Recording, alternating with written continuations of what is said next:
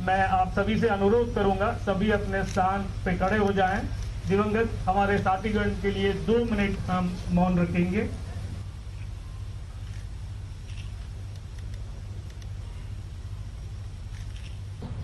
छत्तीसगढ़ शासन के मुख्यमंत्री श्रीमान बघेल जी,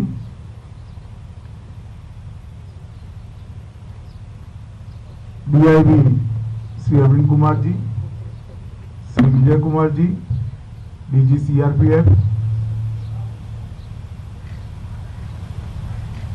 अवस्थी जी, और आज मुझे भी गर्व हो रहा है जिन्होंने इतनी बहादुरी के साथ ये ऑपरेशन के अंदर घंटों तक लड़ाई लड़कर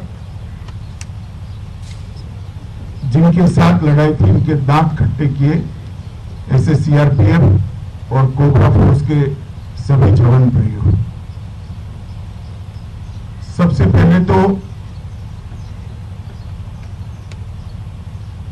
ये ऑपरेशन के अंदर हमारे कुछ साथी शहीद हुए हैं। छत्तीसगढ़ पुलिस के, सीआरपीएफ के, कोबरा फोर्स के, वो सभी को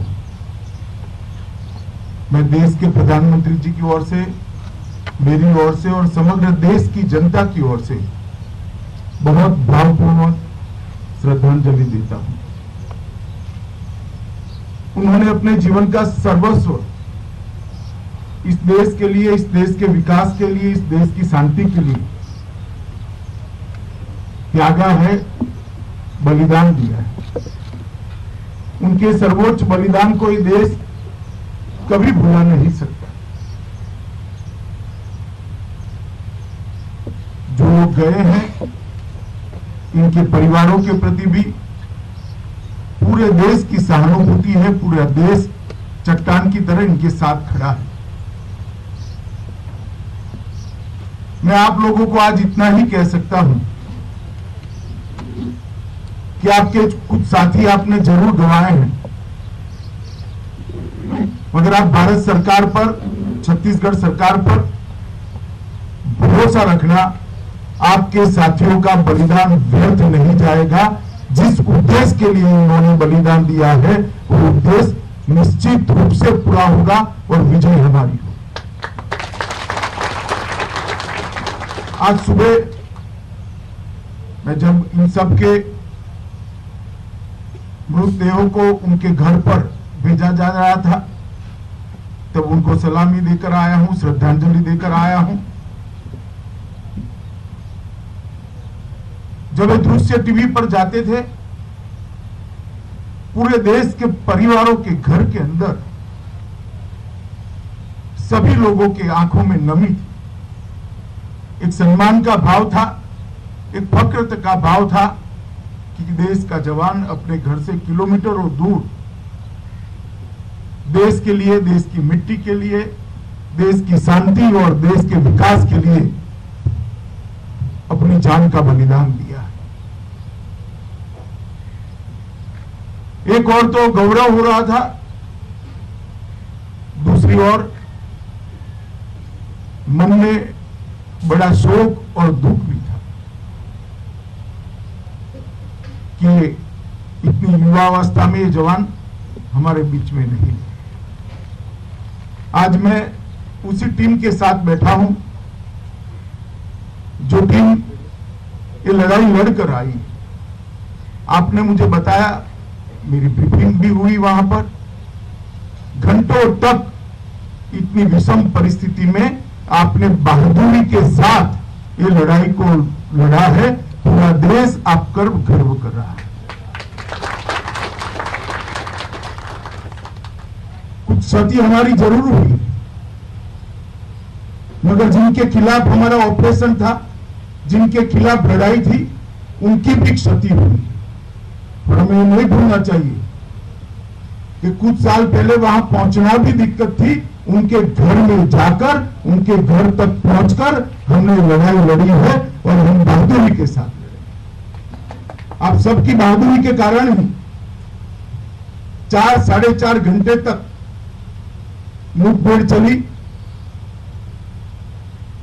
उनका भी भारी नुकसान हुआ है, हमारा भी नुकसान है।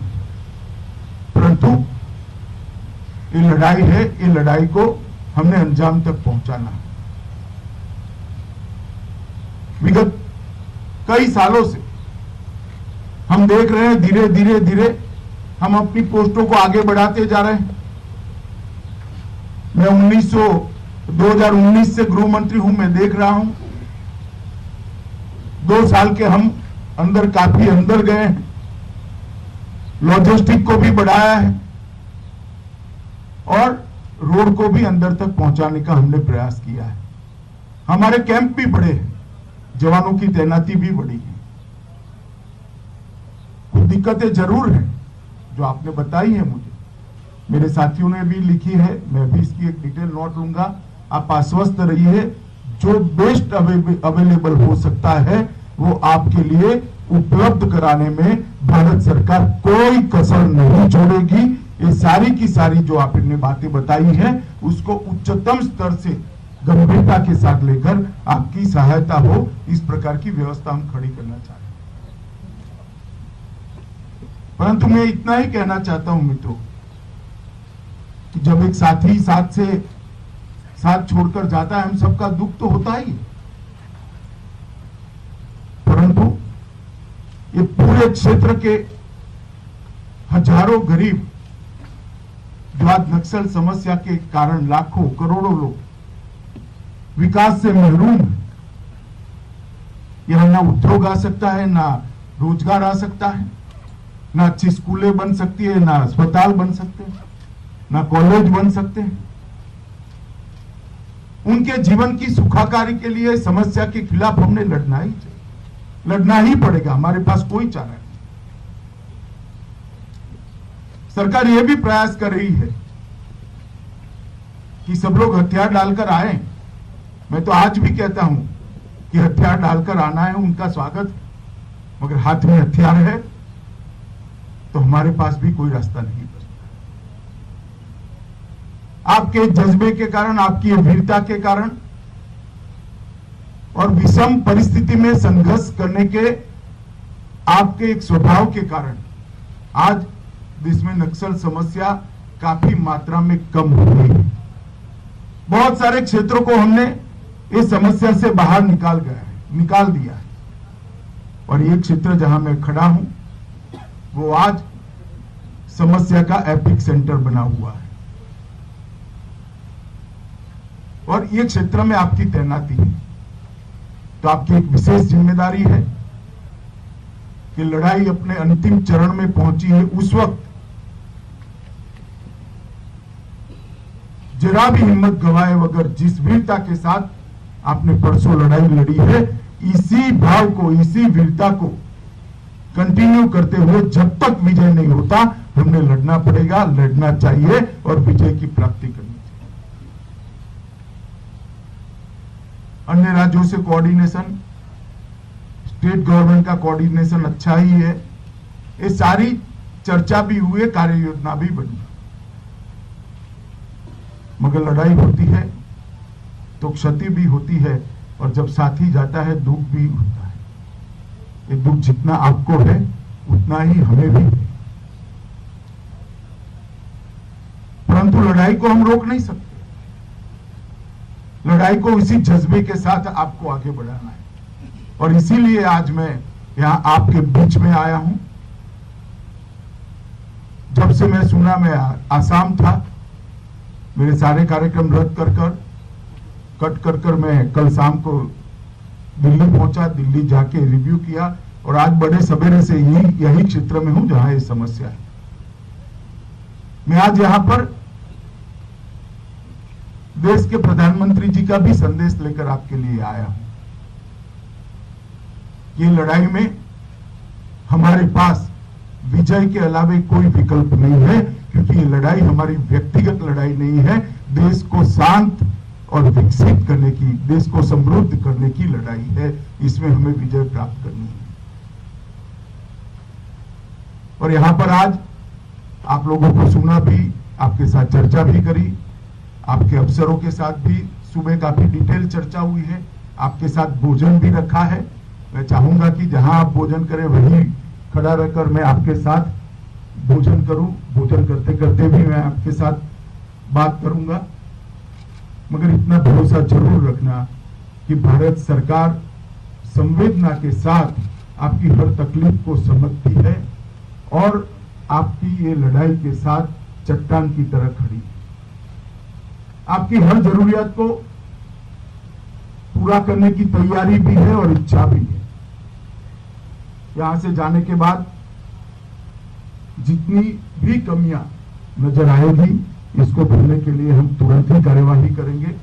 मैं आप सभी को फिर से एक बार बहुत बहुत शाबाशी तो नहीं कह सकता, मगर साधुवाद देना चाहता हूं, आपकी वीरता की बुरी बुरी प्रशंसा करना चाहता हूं कि आपने 4-4.5 घंटे तक एक कठिन लड़ाई लड़कर दुश्मन के दांत खट्टे करने का काम किया है और वीरता के साथ आप लड़ाई लड़े हो और ऐसी जगह पे लड़ाई लड़े हो जहां जाने की पहले हम कल्पना भी नहीं कर सकते। और ये लड़ाई को हम सब मिलकर जारी रखें जब तक विजय नहीं होता, जब तक ये समस्या निर्मूल नहीं होती, तब तक हमारी लड़ाई समाप्त नहीं हो सकती। मैं फिर से एक बार देश के प्रधानमंत्री और भारत सरकार की ओर से आपने जो वीरता दिखाई है, इसलिए मैं बहुत बहुत मन के साथ आप सभी की प्रशंसा भी करना चाहता हूं और आप सभी को साधुवाद भी देना चाहता हूं कि वीरता का जो जज्बा है अनेक सालों तक जो सीआरपीएफ और कोबरा ज्वाइन करेंगे उनके लिए प्रेरणा देता रहेगा। एक गाथा बनेगी और एक गाथा आने वाले दिनों में कई पीढ़ियों तक सीआरपीएफ की लोग याद करेंगे और इससे प्रेरणा लेकर देश के लिए, देश की शांति के लिए, देश के विकास के लिए काम करने की प्रेरणा लेंगे। फिर से एक बार आप सभी को बहुत बहुत साधुवाद देकर मेरी बात को समाप्त करता हूं और जो हमारे साथी शहीद हुए हैं उनको पूरे देश की ओर से एक विनम्रतापूर्वक श्रद्धांजलि देकर